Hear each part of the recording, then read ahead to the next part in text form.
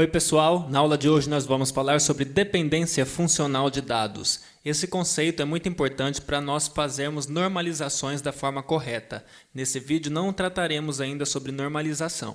Definição de dependência funcional. Sejam E uma entidade, X e Y, dois atributos quaisquer dessa entidade. A gente fala que Y é funcionalmente dependente de X se e só se cada valor de x estiver associado a exatamente um valor de y. E aqui a gente está falando de fato de associação 1 para 1, tá? A notação é essa daqui. X determina funcionalmente y. A gente denota com essa setinha para a direita. Exemplo. Suponhamos que a gente tem uma tabela chamada pedido. E aí nessa tabela nós temos o número do pedido como chave primária. E nós temos um outro atributo que é o prazo de entrega. Sabendo o número de entrega desse pedido, a gente sabe também o prazo de entrega desse pedido. E dado um número do pedido, a gente vai ter apenas um prazo de entrega. Então, a gente tem um valor do número do pedido associado a apenas um valor do prazo de entrega. Ou seja, o número do pedido determina funcionalmente o prazo de entrega. A gente fala que número do pedido é o atributo determinante e o prazo de entrega é o atributo dependente.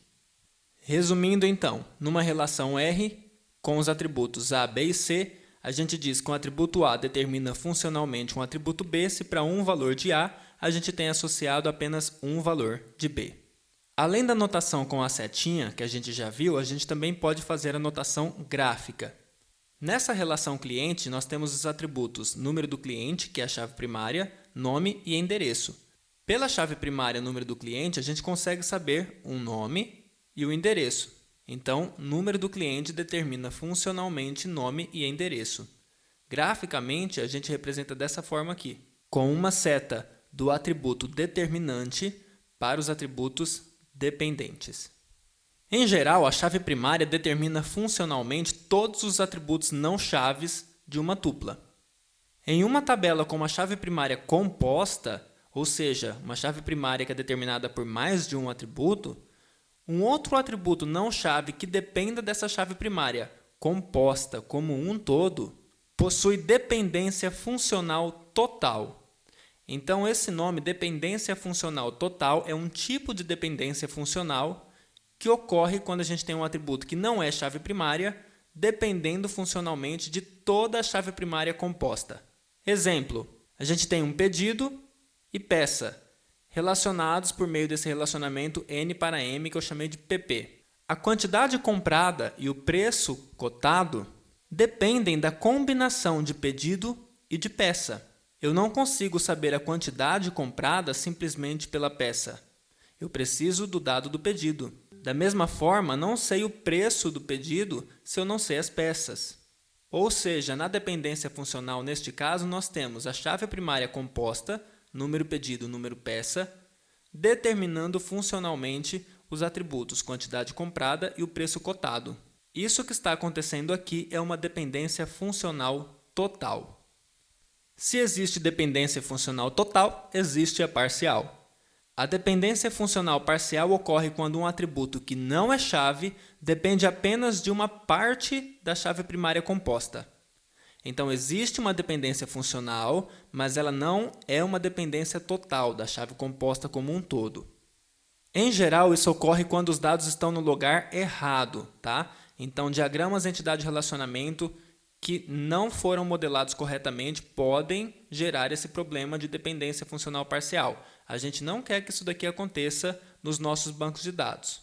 Vejam esse exemplo. Nós temos uma tabela matrícula com uma chave primária composta de ID aluno e código de disciplina. E nós temos os atributos data de início e nome da disciplina. Poxa, sabendo o código da disciplina, eu já sei o nome da disciplina. Então, código de disciplina determina funcionalmente o nome da disciplina. Mas notem que eu tenho uma chave primária composta. O ideal seria que a combinação desses atributos aqui determinasse funcionalmente os demais. E não é isso que está acontecendo. Aqui a gente tem uma dependência funcional parcial. O ideal seria que nome de disciplina estivesse em uma outra relação chamada disciplina. E nessa outra relação, a chave primária, código da disciplina, determinaria funcionalmente o nome da disciplina. Existe ainda a dependência funcional transitiva. Ela ocorre quando um atributo não depende funcionalmente da chave primária, mas depende de um outro atributo que não é chave. Novamente, de forma geral, isso acontece quando a gente tem uma modelagem de dados ruim. Notem esse exemplo aqui, a gente tem a tabela pedido, ela tem a chave primária ID de pedido e tem uma chave estrangeira ID vendedor. E tem um atributo aqui nome vendedor. Com o ID do vendedor eu consigo identificar o nome do vendedor, então o ID determina funcionalmente o nome. Mas o ID não é uma chave primária, ele é simplesmente um campo não chave. Então nós temos um campo que não é chave determinando funcionalmente um outro que também não é chave. Isso é dependência funcional transitiva. A dependência funcional transitiva também acontece quando a gente tem um atributo X determinando funcionalmente um atributo Y e esse atributo Y, por sua vez, determinando funcionalmente um atributo Z. Observem essa tabela. Será que vocês identificam alguma dependência funcional transitiva aqui? Podem pausar o vídeo para vocês pensarem um pouquinho. Sim, existe uma dependência funcional transitiva. Por quê? Sabendo o modelo do carro, eu sei a marca. Então, o meu modelo consegue determinar funcionalmente a minha marca. E nenhum dos dois, nesse caso, vai servir como chave primária dessa tabela. A chave primária provavelmente é a placa. Por fim, existe a dependência multivalorada.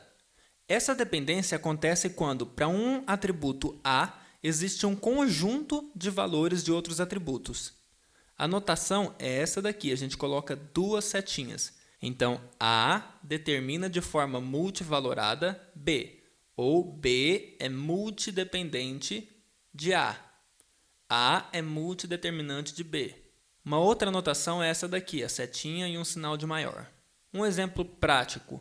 Imagine um diagrama entidade de relacionamentos em que eu tenha um cliente e nesse cliente nós temos CPF, nome e telefone.